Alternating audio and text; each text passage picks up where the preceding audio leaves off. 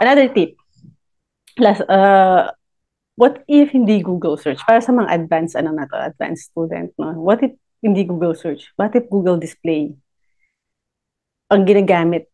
Gusto mong malaman yung Google display. Ano yung mga type of ads na ginagamit nila? So, ito yung ginagamit namin, yung AdBeat. Meron din yung SEMrush, ad creative, nakalimutan ko yung pangalan niya. So, sa AdBeat, actually may free to. Ito yung maganda sa kanya. May limitation, pero at least may magkakaroon na ako ng idea dun sa angle ko pagka ganun. Kaya ginagamit pa rin namin siya. Kunwari, isang sikat na uh, sikat na platform. And eto, sikat na CMS. So kung makita, since nasa SaaS din kami, gusto ko makita ano yung mga ads nito.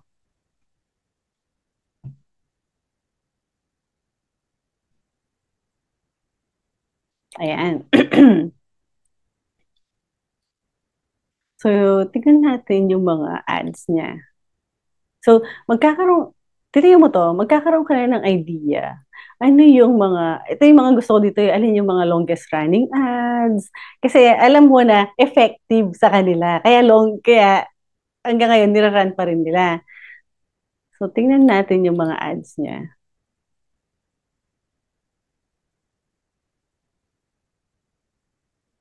Yan yung mga ads. Yan yung mga ads na ginagamit nila.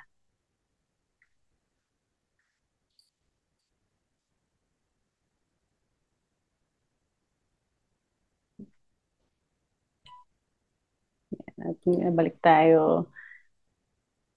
Then, ito yung mga landing pages. So,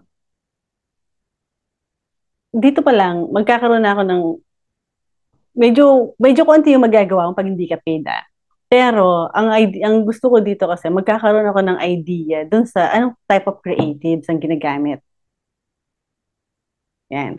Tapos same din, papakita niya yung mga pinaka ano ko dito is yung mga longest running ads nila tsaka yung mga landing pages. Nice, nice. Ang Then, daming ano dito. oo. Then, kung gusto mong mag-invest mas gusto ko yung sa SEMrush. Mas maganda yung data niya. Pero since free lang naman, ano lang tayo sa free. Okay na ako dito kasi okay na ako makita ko yung mga ads niya. Medyo mahal kasi siya, 249 per month. Yan.